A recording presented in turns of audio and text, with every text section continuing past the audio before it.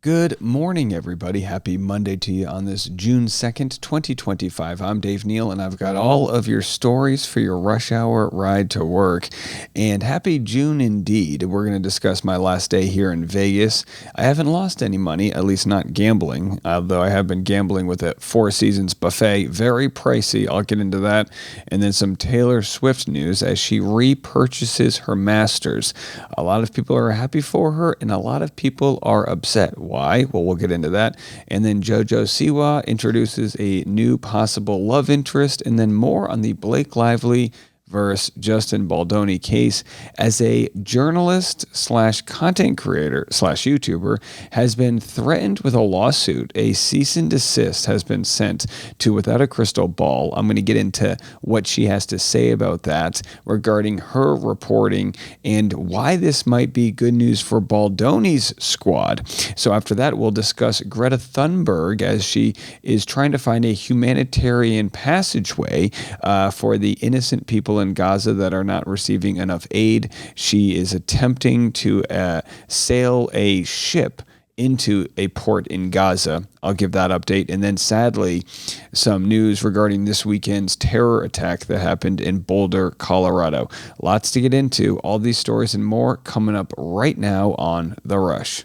Now, if you're listening on audio only, you might appreciate my NPR-style voice and saying, Dave, what's going on with this soft tone of yours while I'm recording in the same hotel room as my sleeping child? So you get sleeping child voice. This will be my last day in Vegas. I made the big mistake of staying here for 4 nights.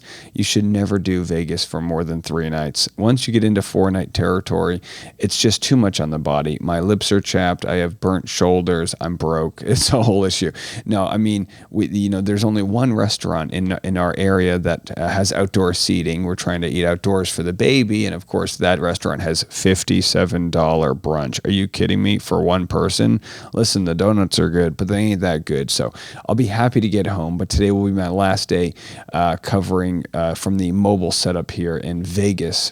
But I will be discussing tomorrow what some of the details of this trip. I did a podcast with Reality Steve, so we'll break it all down there, but it's been a good one. Seeing so many of my audience, so many of you guys came up to me. In fact, I even got a friendship bracelet. Speaking of Taylor Swift, there's a friendship bracelet. It says Rush Hour. So unbelievable that so many kind folks have come up to us to offer some love and support. It truly means the world. Okay, well, before I get into this JoJo Siwa story, how about this for a headline? I got one for you guys to start you off on a Monday.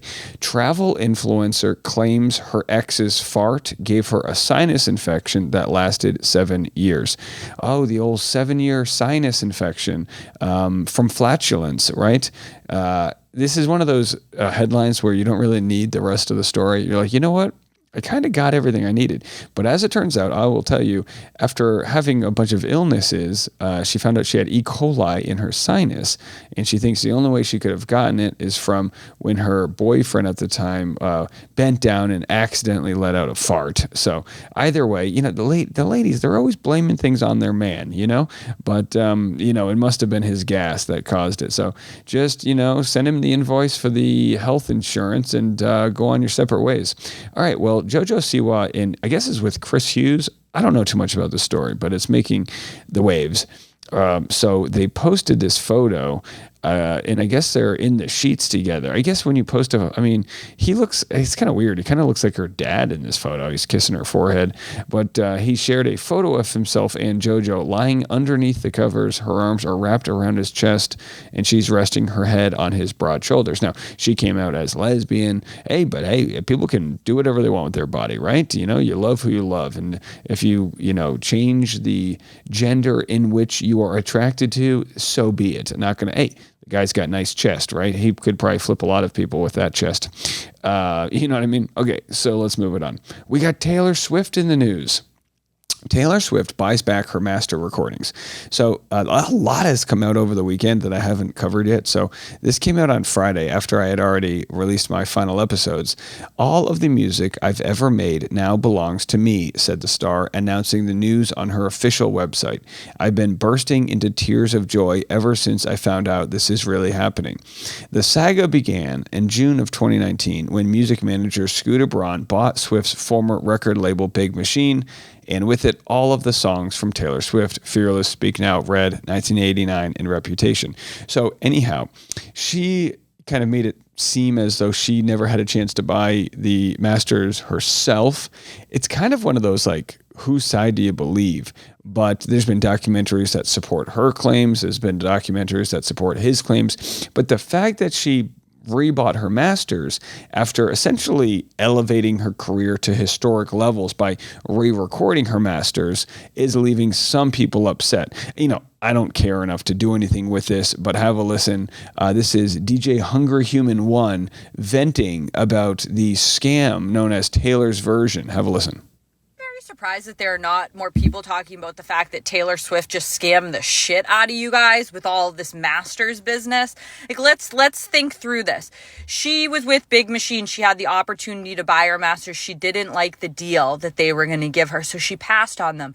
Scooter Braun, arch nemesis number 35, comes in. He buys Big Machine Records. He buys her masters. He tries to give her a deal to buy back her masters, but it includes an NDA. And Lord knows this girl can't shut the fuck up. She needs to be able to talk shit about everybody and their mothers, so she doesn't take the deal.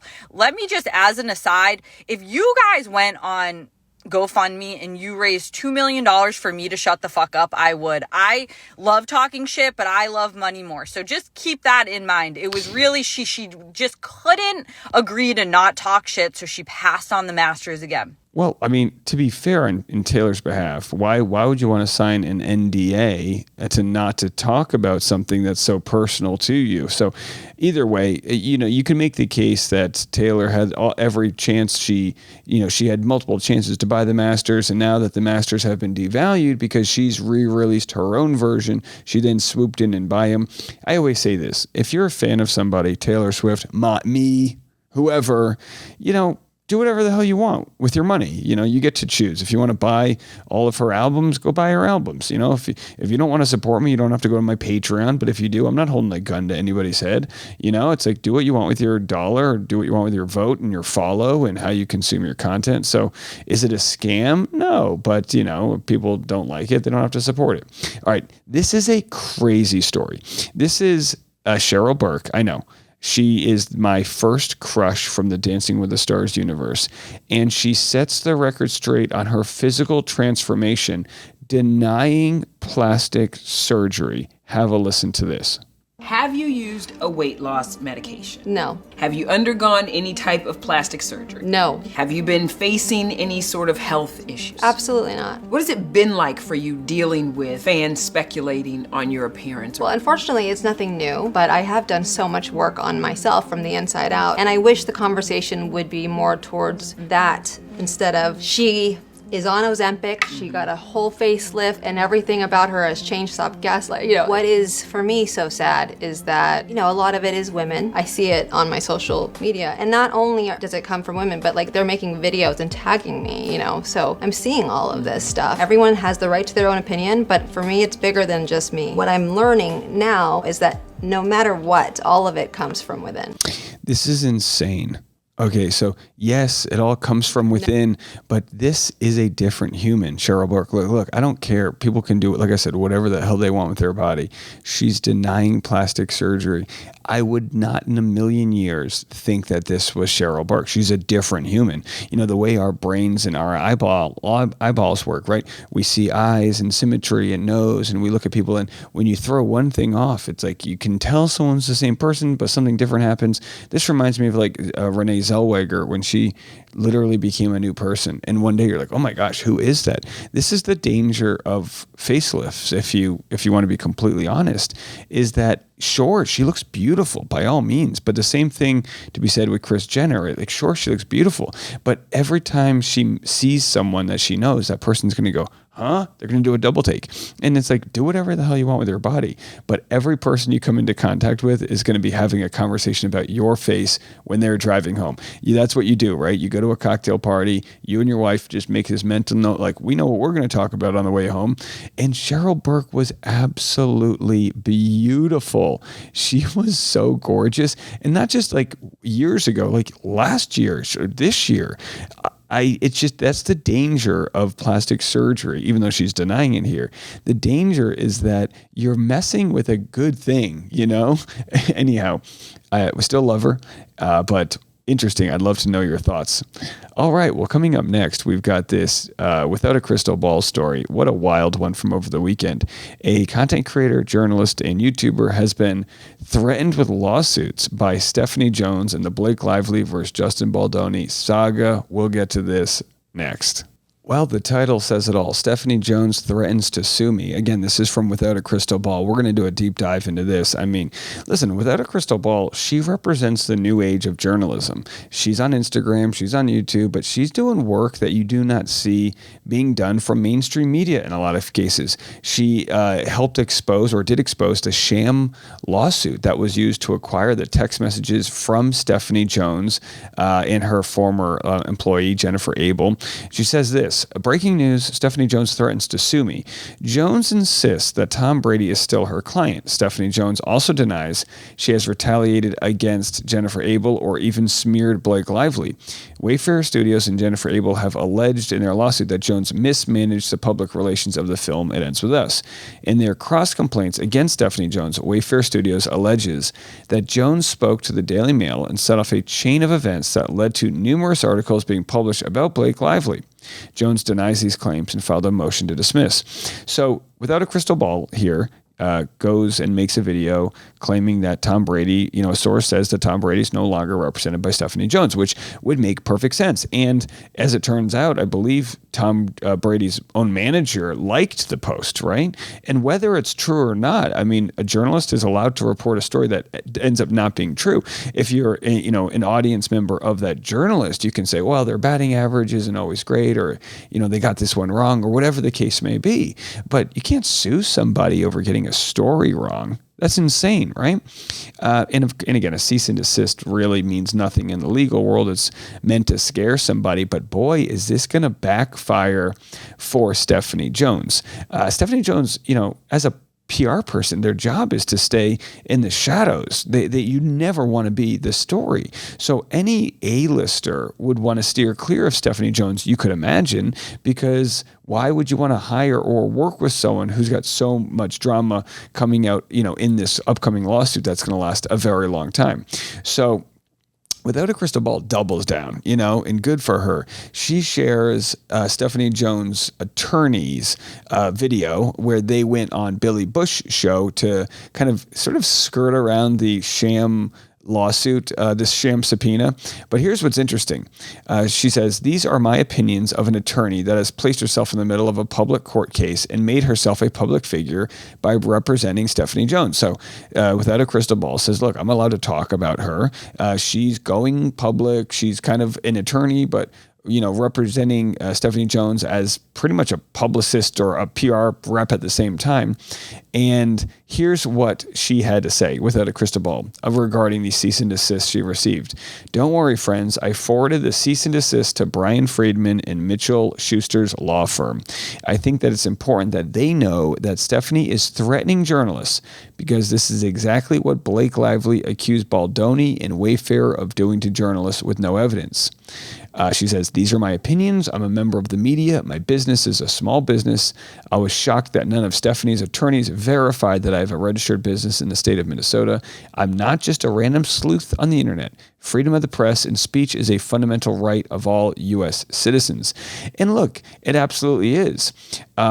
People ask, do YouTubers have the same protections as reporters from the New York Times? Well, they should. They should, because in today's world, there's national media that covers the big stories. But as you guys know, when we covered Bachelor Clayton Echard, no media was covering that. So we had to act as journalists. It's just like anybody with a cell phone that is seeing, maybe police brutality or something happening. You become a citizen journalist as you cover that. It is important that people help each other out in keeping the world safe, really. And in this case, Without a Crystal Ball is beyond a journalist. Are you kidding me? She's absolutely a journalist here. So finally, and again, go follow her, Without a Crystal Ball, on Instagram. And it's like her, don't like her. That's not what it's about, right? It's about, knowing what your rights are. And she has the right to talk mad shit. She has the right to. She said, when I got a cease and desist from Jones for my reporting from court records and related to Tom Brady, I reached out to Billy Bush. Billy let me know that Stephanie's tactic of threatening content creators isn't going to look good for her. He also said that Stephanie threatening lawsuits of the media during a lawsuit where she is accused of weaponizing the media against clients, disclosing clients' confidential information, and allegedly hacking Jen Abel's phone is going to backfire. He let me know that he's got my back, which was a huge relief for me. So it looks like Billy Bush, and again, you see this with plenty of journalists where every journalist knows that they could be put into frivolous lawsuits at any given moment. And you got to stick together, and you have to stick together and say, no, this is ridiculous. If Without a Crystal Ball is wrong in her reporting that Tom Brady didn't leave Stephanie Jones, so be it. So then, you decide to, knock down her batting average for getting it right. But credit where it's due. She's gotten a lot right here. So that's all you can do in today's world is trust journalists on kind of a name-to-name basis. And I would imagine that the information she has, which again was also reported by other news outlets, including Perez Hilton, is valid. And if it turns out to not be, then you know what to do with it. All right, so we're going to move it on from here, but we'll have more on Baldoni this afternoon. Here's an interesting story. As you guys know, there was a 90-day chance for Donald Trump to, in his administration, to shore up all of these trade deals with different trade partners. There's blanket tariffs on the whole world, basically, from that island where the penguins live to everywhere in between. And as it turns out, as the 90 days are nearing the finish line, they don't have any, I think they have one actual trade deal to show for themselves. Have a listen to this. This piece, you talking about how you believe we're on the brink of getting many of these trade negotiations secure. Where are we exactly? When will we see an actual agreement? Will we see any this week? I expected that we were going to probably see one perhaps as early as last week. And I think that one of the things that's happened is that the trade team has been focused 100% like a laser beam on the China matter to make sure that there are no supply disruptions because these licenses are coming a little slower than we would like. And so we've been focused like a laser beam on that last week. And the presidents, we expect, will discuss the matter this week. Once that thing's resolved, then we're going to take deals into the Oval that Jameson Greer and Howard Lutnick have negotiated. So there it is. And by the way, there's a bird flying around. It must have bird flu, which we're not really worried about a vaccine for because they canceled that. But look, yeah. So I guess China hasn't answered any phone calls from Donald Trump since this tariff war began, which is hilarious because, as we know, Trump went up to like 145%, and now I think they're back down to 30%. So he's been all over the map, and they just have stood firm and saying, we are not going to negotiate until you respect us. So wild stuff indeed happening there. But yeah, the 90-day tariff deadline is approaching, and will the U.S. be folding, or are we going to hold strong? We'll have to see. Well, here's a scary, very sad story coming out of Boulder, Colorado. The FBI is investigating a targeted terror attack. Victims burned at a pro-Israel march. Now, here's what's so unsettling. You obviously have a war happening in Gaza. Israel is fighting Hamas. Many people are calling it now a genocide, as there's been like 90 days or so where they have not allowed any aid in, and people have been starving, 2 million or so, plenty of innocent lives. But the solution to that is not to do harm towards Israelis or Palestinian people. Innocent lives should not be affected by this, right? And I've seen the video, and I'm not going to share it, of the man who was arrested, but he essentially had some sort of Molotov cocktail like device, and he took it and used it and burned people. And this is happening in our country, and this is absolutely insane. So anybody who commits a terror act and also says free Palestine is not the same type of person that says free Palestine and they just want to feed innocent lives, right? Those are not the same people. Those are radicalized people. Here's an update on the attack. I'm able to confirm there are 6 victims, ages 67 to 88. All of them have been transported to local hospitals. This attack happened at a regularly scheduled weekly peaceful event. Witnesses are reporting that the subject used a makeshift flamethrower and threw an incendiary device into the crowd. The suspect was heard to yell "Free Palestine" during the attack. The subject has been identified as Mohammed Sabri Solomon, and he's 45 years old. The FBI is processing the crime scene and the subject vehicle and interviewing key witnesses. All right, if we get more information on this, we'll be sharing it, but it's an absolute tragedy. Now, if you want to protest the war in a good way, in a nonviolent way, you would do what Greta Thunberg's doing, which is organizing aid to be sent to the Gaza Strip and to be delivered to innocent lives. Now, a month ago, as they tried to get aid there, the ship was bombed. There's been debates on who bombed it. Many people believe it was the Israeli government. And here's Greta sailing right now from Madeleine, from the Madeleine, which is the name of the ship, a flotilla headed to Gaza with humanitarian aid. Have a listen. Hello, I am currently standing on the Madeleine, the ship that on Sunday, June 1st, will attempt to again sail towards Gaza and to try to break the siege and open up a humanitarian corridor by delivering aid like food and medical supplies. The last time we attempted this, about a month ago, the boat Conscience that we were about to board, just a couple of hours before we were planning to board and set sail, it got bombed twice, and all evidence suggests that it was Israel who did it. Oh my God. So now we are here in Catania, outside of Sicily, to try to continue our mission to try again. Because currently we are watching a systematic starvation of 2 million people, a live stream genocide, and the world's silence is deadly. That is why we have to keep trying everything we can, even if the odds are against us, to try to protest and do everything we can to stand against Israel's atrocities and war crimes, and to support and stand in solidarity with the people of Palestine. So there she is. And a commenter said she has more courage than most governments.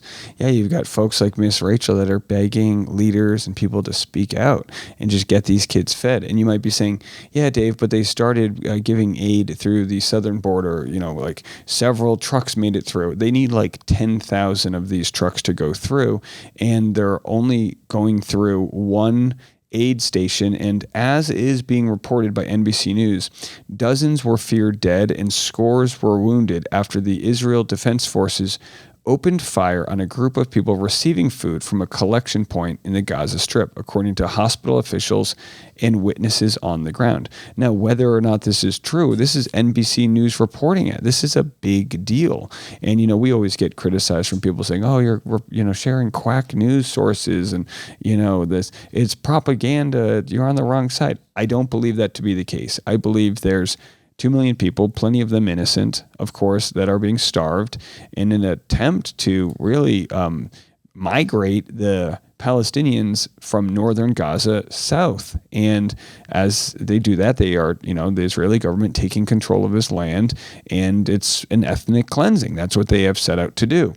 So here is just an example of somebody, Greta, who's doing what she can do to hopefully open this path up. And maybe they'll start letting humanitarian aid in this way. I mean, they're right on the Mediterranean. So there's all of this, European force that can come help these people, and yet no one's been able to get through. So updates on Greta, and we'll see what happens as the world watches the Madeleine, this ship. I mean, this could be like ripped right out of a movie, as this random woman who's been an advocate for climate change and environmental causes is now fighting to save a lot of starving people's lives.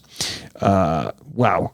Just wild stuff to see this play out. What side of history do we want to be on? That's really what it comes down to. All right. Well, lots to get into. We'll have more this afternoon talking about Ukraine and just a ton of news stories to catch up to you guys with from the weekend. But do yourselves a favor, get to work safely, have a good day, and we'll be back this afternoon. We'll see you then. I'm Dave Neal, and this is The Rush.